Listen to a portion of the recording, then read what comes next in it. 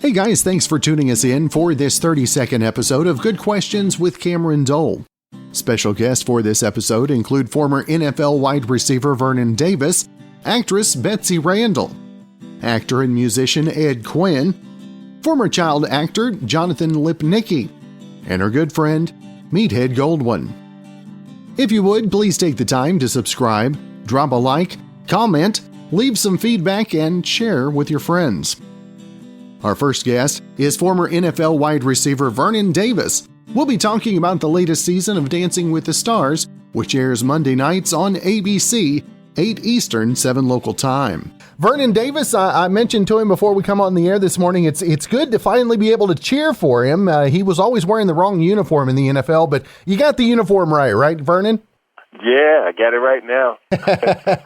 Vernon, what's it been like so far, Dancing with the Stars? Did it meet or exceed those expectations you had coming in? Oh, it's been great. It's been great, but let me tell you, it's been a struggle. It's been a true challenge for me because I'm not a dancer. I don't have a dancing background, and learning these different routines each and every week, it's been tough because you have to really make sure that you're good on the details, and trying to be good on the details with 6 days of perfecting the dance is it's hard for anyone. And being a former NFL player, did anybody back in the day, did they ever try to have you do ballet to improve your steps or anything like that in your career? Yes, I had so many people trying to get me to partake in ballet, but I never really made time for it. I wish I did. Because I can see how I would be able to help you. Now, what did you learn about yourself during the process of Dancing with the Stars thus far? I learned that I can do anything. I learned that if you just take time and focus on something, and anything's possible. And I never really thought I'd be doing ballroom dancing, and I always thought it was hard and difficult, and I thought it would take a lot of time, but I've learned these dances in days. So it's all a mindset. If you put your mind to it, you can achieve it. Now you've got the Vernon Davis Foundation for the Arts that you had set up, and how much does this make you even appreciate the arts that much more? Oh yes, art is everything. Art is painting, it's architecture. It's dancing, instruments, music. It's everything. So whenever you're into the arts, there's a huge correlation between all facets of art, and that's what I love about it. And I appreciate it. I appreciate all kinds of art, and because of the work that goes into it. You know what I mean? It's just like football to me. It's all about the preparation with all of this stuff, and if you're prepared, you can go out and you can perform really well when you need to. Now, when you first got into the NFL coming out of college, obviously you had your sights set on some end goals. Did you ever have philanthropist, actor, and all those things included in the slashes after your name? No, it all kind of happened. My main focus was just football at first. I always knew I wanted to help people, and I thought I'd be able to help people just by the income that I was having through football, but it was always bigger than that. Yeah. And I didn't know that, but I just had to learn throughout time, and throughout time I started to navigate, and things just started to happen. It's been great. It's been an amazing journey. And away from the football field and into dancing, obviously Dancing with the Stars is one of those things that has lifted people's spirits for many years. And we've heard so many examples of dancers that have been on the show that have been affected by it. And for you to be able to bring a positive into people's lives, especially when there's so much darkness out there in 2020, Vernon, what does that mean to you on a personal side? It means a lot to be able to put smiles on everyone's face because of everything that's been going on in 2020, and that's what life is all about. It's all about helping people with their problems. How can you solve a problem? I think Dancing with the Stars is solving a huge problem for families sitting at home watching TV because they're able to sit back with their family, smile, and just live in the moment and forget about all the things that happened this year, which is good. They can reset, right? And if they're watching us and we're out there performing, it feels good. It feels good to know that we're able lives better. And for you, 2020, the way it's been so far, what have you delved into? I mean, we've all had to delve into something a little bit different. And aside from the dancing, which is an obvious, what is maybe something else that you've learned, or maybe learned a new way of taking care of it? For me, I learned so much. I learned how to cook. I learned how to fix things around the house. I even learned how to dance. Can you believe it? Yeah, just so many different things I've been able to get into with producing films, learning how to perfect the craft of acting, and all sorts of things. And I became a better father because I got much closer to my kids, and it's been great. I know there's been a lot of adversity during this time, but we also have to look at the positive side of things and see the things that we were able to navigate through and get better at. And Vernon, for you, there's so many things going on. Obviously, the Dancing with the Stars, you want to make sure and let our listeners know where they can vote for you to keep you going on Monday night, and then social media wise, everything else you got going on as well. Yeah, they can vote. So they can vote live during the show, Eastern Standard Time. We usually come on at 8 p.m. Eastern Standard Time, and they can text Vernon to 21523, or they can go online at DWTSvote.abc.com, and they can vote 10 times on each platform, which is pretty cool. I encourage people to vote for me. They can find me on Instagram and Twitter at Vernon Davis 85. All right. Well, Vernon, congratulations on making it thus far. Continued success throughout the season, and hopefully, brother, we can catch up and visit again real soon. Thank you. I appreciate it. Thanks for having me. Our next guest is actress Betsy Randle. You probably remember her most from the series Boy Meets World. Got a new movie we'll be talking about called Painter. Betsy Randle on the line with us. And first off, Betsy, thank you so much for your time. Oh, you're very welcome. I'm happy to be here. Thank you. Now, Betsy, tell our listeners, if they haven't seen the trailers, the previews, a little bit about the new film Painter. Well, it's really about a painter, but it's more about the relationship between two painters. My character is an older woman with lots of money and was once a painter and is no longer. And she decides to take this young male painter who's, she really likes and loves his work, and she starts falling for him, and the connection there between the two of them, a relationship of wanting to support his work and make him a genius painter and famous and so on. This is she becomes obsessed with that. So that's sort of a rambling description of it. I think it's better written on that little bio. But it's interesting because you don't know who she is really. She's just obsessed with this young painter, and he's desperate for help and support. So they run around in a world that you don't expect. So I don't want to give away too much. And Betsy, obviously with 2020 things have changed. Obviously the marketing, and it is available now on video on demand. And Betsy, how challenging has 2020 been for you on a personal level as well? Oh gosh, well, I think it's so similar to so many people. We are lucky to have our health, and we're very careful. We're mask wearers, so we're definitely practicing what our scientists have told us to do to take care and not spread the virus. So we're conscientious about that. I've done more cleaning. I say lots of cleaning my house. I've gone through all my old pictures and created new albums. So it's just obsessive because there's nothing else to do. And I've kind of enjoyed that part of it, to tell you the truth. I've enjoyed being able to just take care of things that I putting off before. So I assume you have had that same experience.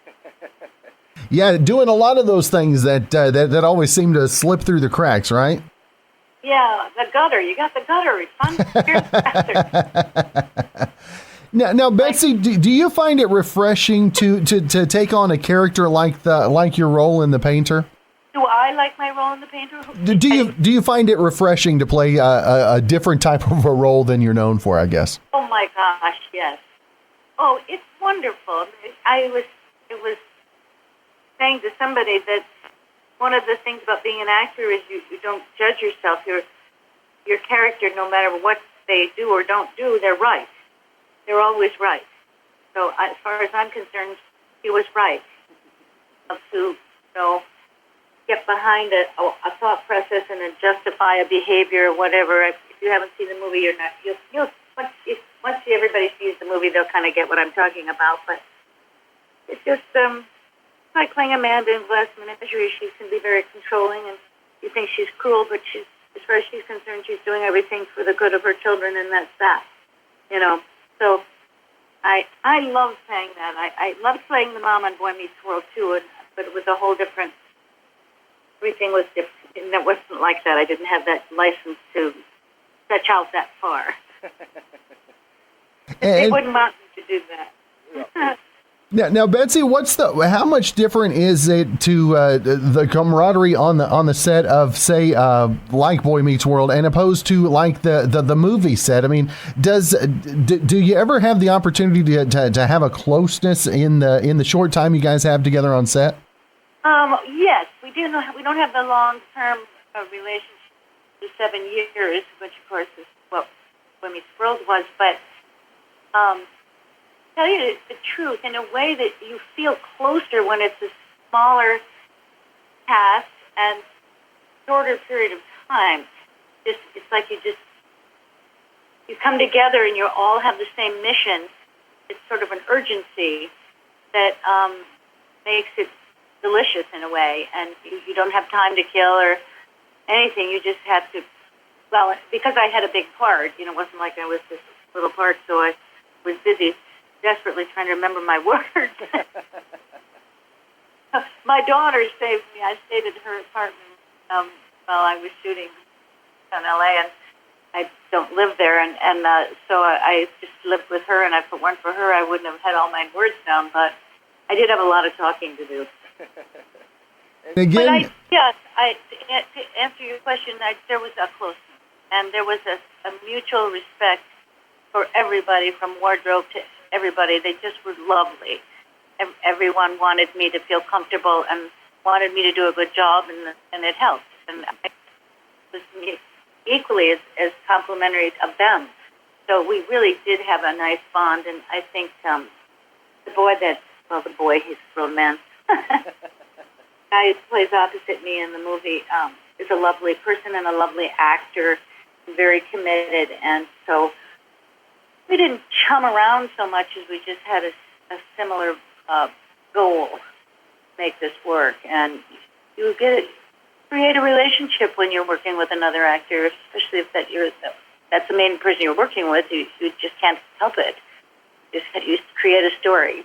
And again, like we mentioned, the new thriller Painter, it is available on VOD, available now. And Betsy, it's always great to visit with you. I'm looking forward to checking out the new film, and hopefully we can visit again real soon. Okay, thanks so much. You take care. Up next is actor and musician Ed Quinn. We'll be talking about Season 4 of One Day at a Time. Also talking music and some of his other projects upcoming. First off, Ed, great to visit with you. Hey, great to visit you, Cameron. Thanks so much for having me on. Now, like I said, a couple of projects coming up, a new season of One Day at a Time. Also, American Pie presents Girls Rule coming up, and Ed, staying busy even through the slow times that everybody else is dealing with. How's that working out for you, brother? Yeah, I mean, I feel so blessed, Cameron. I got to say, I mean, it's, both the shows, my show, The Oval, and then, One Day at a Time, both got shut down for the pandemic. Tyler Perry, is Tyler Perry. So he moved heaven and earth, got 377 of us into a bubble onto the lot. So we were able to shoot Season 2. That should be coming out probably early 2021. And One Day at a Time, it had a hard run, and it One Day at a Time, this little show with such a big heart, and it just refuses to give up the ghost. And it got canceled by Netflix, but Pop TV picked it up. It gets canceled by the pandemic cut the season in half, and Pop TV is not going to do scripted anymore. So One Day at a Time's homeless again. But DVS comes in and says, you know what? We're going to put season 4 on Monday nights at 9 p.m. for the month of October. It's also on CBS.com. So if you never got a chance to see the show, or if you love the show, every eyeball counts, because this is a big swing for the little show, and we could find ourselves a new home there on the CBS family. And then when American Pie Girls Rule is top 10 on Netflix, has been all week. It's the perfect raunchy teen comedy with a heart. So things are good. And Ed, you talk about the heart of American Pie as well, but One Day at a Time, were you a fan of the original series back in the day? I absolutely was. Yeah, I watched it when I was back then. I mean, all Norman Lear stuff too. I mean, Norman's still there. He's still on the set every day. It was a real honor to work with such an absolute legend. And with this reimagination that Gloria Calderon-Collette and Mike Royce came up with is really special. It's really timely, and it's just, the cast is phenomenal. Maybe if you guys haven't heard of the show, maybe you're watching Dancing with the Stars, and Justina Machado, the lead of the show, is just dancing her little heart out. It's a special little show. But I mean, television is a brutal business, and I can't tell you how many pilots that I've been on, how many shows I've been on that got canceled when they're supposed to go 5 more years. It's hard, and so I'm just real proud of One Day at a Time for fighting as hard as it is. Now, Ed, I mentioned musician as well. Was musician, was that first, or was the acting the first bug that got you? Music was first. I grew up playing, in Berkeley, California. Every little kid had a guitar, and Joe Satriani was the guitar teacher, had secondhand guitars down there on Rosengrove.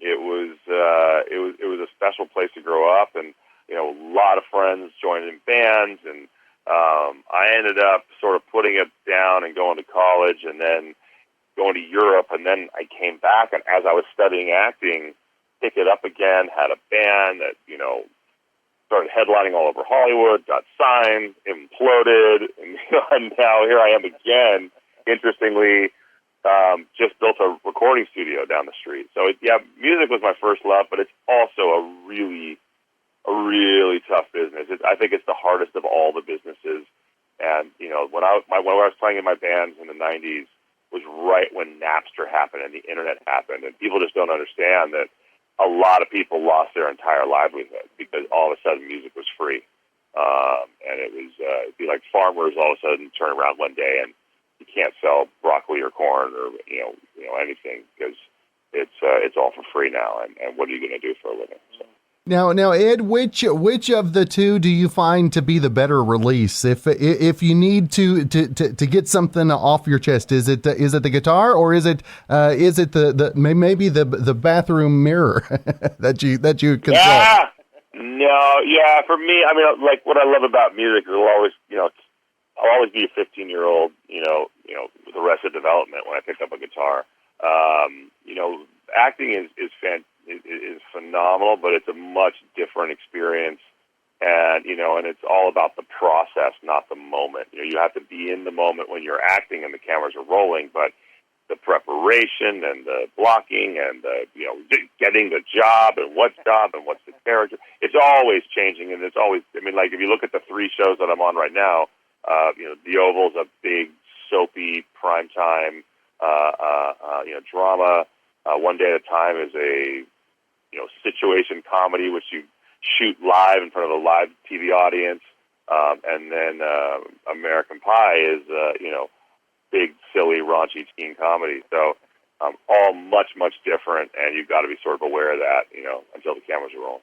That's right. Well, Ed, like you mentioned, One Day at a Time, Monday nights throughout the month of October, also American Pie and The Oval. And also want to make sure our listeners know where they can keep up with everything you got going on social media-wise as well. Yep, at Edward Quinn on Instagram is my main one. I sort of dancing it out of Twitter when I'm live tweeting something. That's at Edward Quinn as well. At Ed Quinn on Facebook.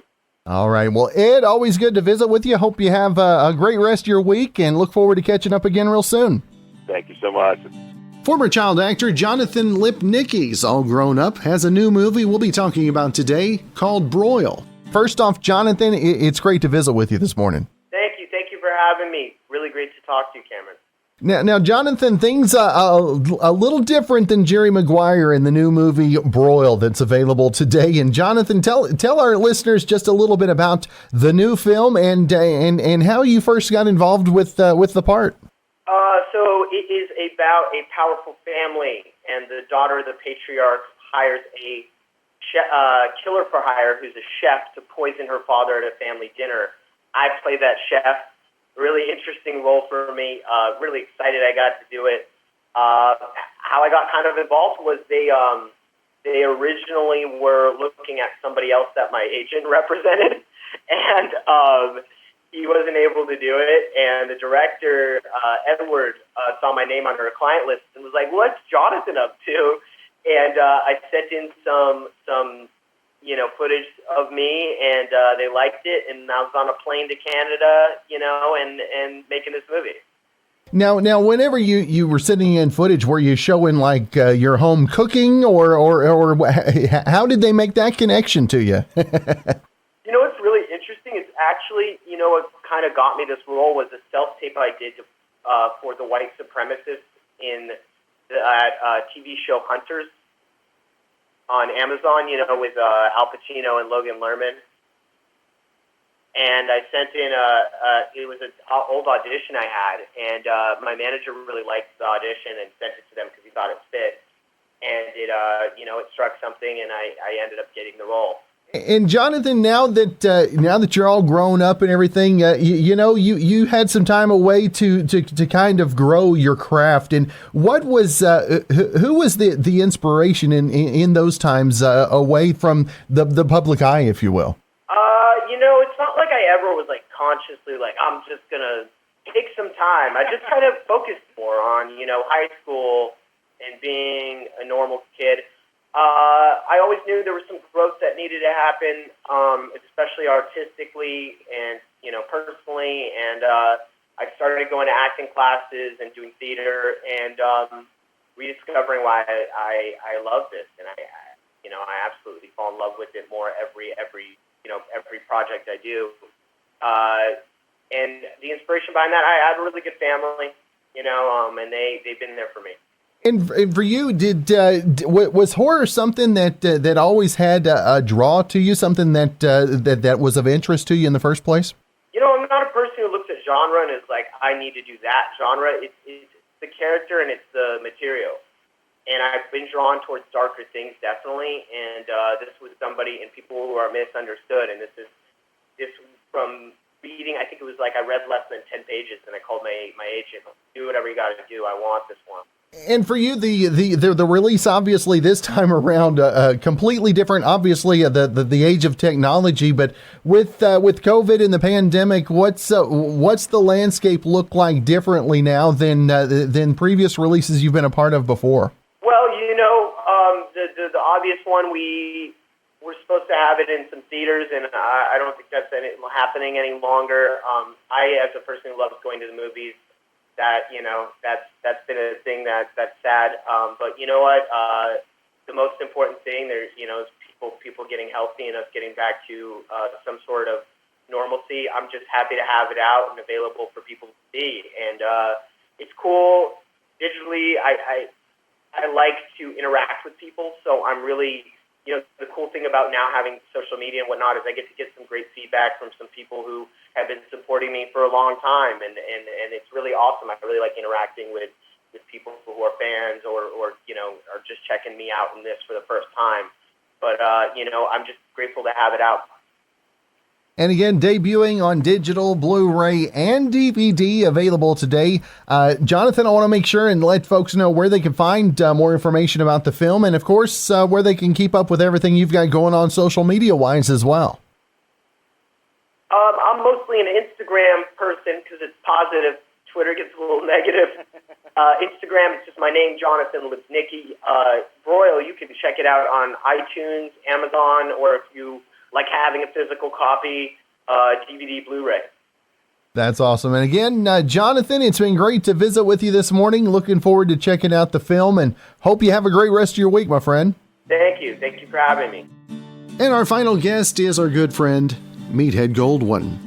All right, guys, promised you another very special guest, and every month we get joined by our good friend, grill man extraordinaire, Meathead Goldwyn. And Meathead, always great to visit with you, my friend.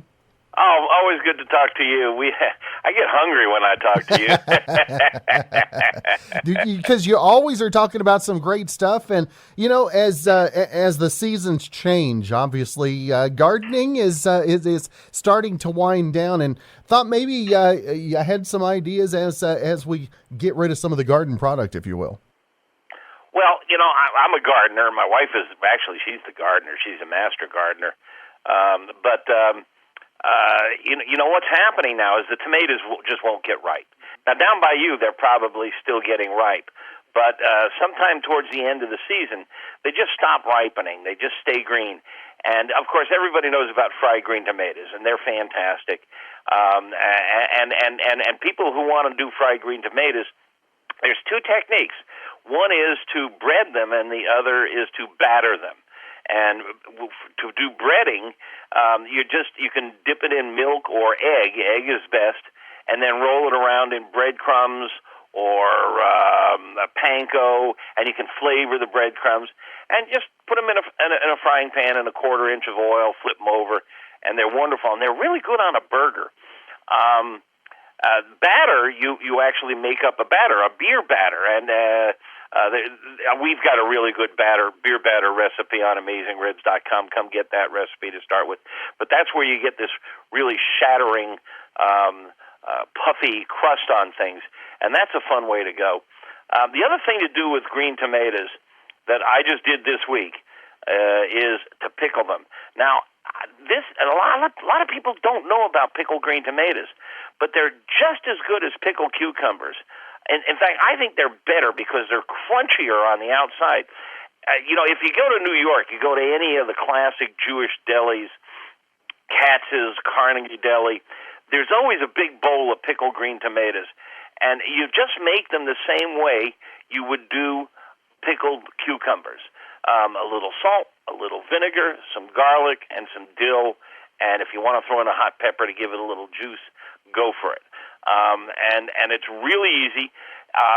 Now, pickling is there are different ways to go with pickling. Some people put them in a crock and they ferment them. And that's tricky because you're dealing with live microbes, and they don't always go right. And there's a lot of people. I don't advise that beginners start with fermented pickling. And you can process them also. You can can them, sterile process them so they're shelf stable. You can put them in your pantry. But if you're not experienced with canning, that's a little tricky too, because you don't want them to continue to ferment in your pantry. But the easiest thing to make is refrigerator pickles. They're really easy, and you can do them for onions, jalapenos, cucumbers, green peppers, green tomatoes, and that's it. Just you mix up the vinegar and the salt and maybe a little sugar, dill, whatever seasonings you want, and then you keep them in the fridge. And this is especially good if you've got a spare fridge in the garage or basement or something, because you can just load them up, and they'll keep forever. And they really stay crunchy. They stay crunchier than if you can them, if you process them. And they're just fantastic. They go great with barbecue. And obviously, whenever you cook vegetables, a lot of times you lose some of the nutrients, and obviously refrigerating them, it's going to keep those nutrients as well. Yes, that's it. And not only keep the nutrients, but it keeps the crunch. When you're doing canning, you pack everything in the can, and you got the brine, the vinegar, and everything, and you put a lid on it that is going to seal, and then you submerge the whole thing in simmering water, and that pasteurizes it. And now you can take it out and you can store it on a shelf in the basement or in your pantry. But what happens when you do that is you're cooking them, and they become flaccid. They lose their snap. And the cool thing about refrigerator pickles is you can start eating them after 24 hours. They really suck up the flavors, and they continue to improve in flavor for like a week. But new cucumber pickles, I really like them after 24 hours. They're really, and that's what they're called, new pickles. And a lot of pickling stores sell new pickles, and after a week, they're not new anymore. Now, when you start the pickling process, is there anything? How do you prepare the vegetable itself to be put in the pickling agent? Yeah, great question. If you want them clean, you want to scrub them up real well. You don't need soap, but you just want to rinse them and get all the dirt and any bugs off of them, of course. And you want to open them up. So, because, the skins are less permeable and they're a little tough. So like pickled green tomatoes, and this is especially good with Romas and those egg-shaped tomatoes that a lot of people grow for making tomato sauce. You just cut them in half or quarters, depending on how big they are, and that allows the brine to get in them easier. And if you're going to throw garlic in there, you just chop the garlic in chunks, quarters or something like that. If you're going to throw a hot pepper or two in there, a jalapeno, cut it in half, cut it in quarters, drop it in there, and you can just throw the dill in there loose. You don't have to wrap it in any kind of pouch or tea bag or anything like that. And overnight, they transform. It's magic. You teach us magic just about every month as well. Now I don't know. I love pickles, man. now, once you have got the items pickled, and how do you set them up as what's your favorite blend? I guess with the pickling and a side garnish, if you will. Well, I mean, the classic dill pickle recipe is as I said, it's just vinegar. A little water, garlic, some hot pepper, some dill, and away you go. And that's your classic dill. Now, you can do sweet pickles, and they're great for sandwiches. And those you put a little sugar in there, and then you can make pickle chips. Cut the cucumber horizontally, and now you've got pickles for your hamburgers. You can pickle eggs.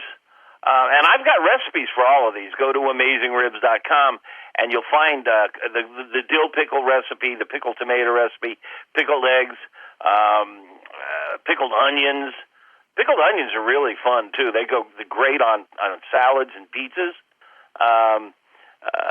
So a lot of fun. And I know that I saw you post this one. I think it was last week. I saw the post about the end of the grilling season for most people. So that means some bargains. And I know that you guys do some great ratings on grills. If folks are looking for a bargain, you're in a warmer climate than I am. But it's starting to get chilly. November is coming around the bend for us, and the hardware stores, Home Depot, Lowe's, all those big guys, Ace, they're clearing off the floor and getting in the Halloween and Christmas. Halloween decorations have been in there since the 4th of July. It drives me nuts.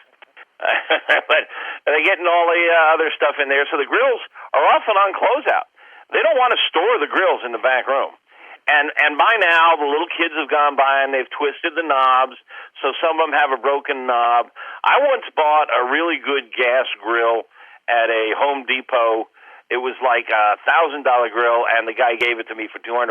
It was missing one of the knobs, which I bought online for like $20. That was a good purchase. Yeah. So and often they'll dicker. If you get it, because they don't want these things. They want them the heck out of there. So you go in there and you look at it, and especially if you find one that's dented or something, make them an offer and start at half the list price. You can often get a deal and a half. That's right. And of course, Meathead, I mentioned the website. I would be remiss if we didn't send folks over to not only find about the greatest grills to purchase, but also all the recipes that we talk about all there as well. Yeah. And we've got a book, too, AmazingRibs.com. Is the website. The book is Meathead. And, one of the things we've been doing this year, if you don't mind me doing a little plug here, we've published 3 Kindle ebooks for $3.99 a piece. One is all about ribs. Everything we know about ribs is in there. And another one's all about chicken. Everything we know about chicken is in there.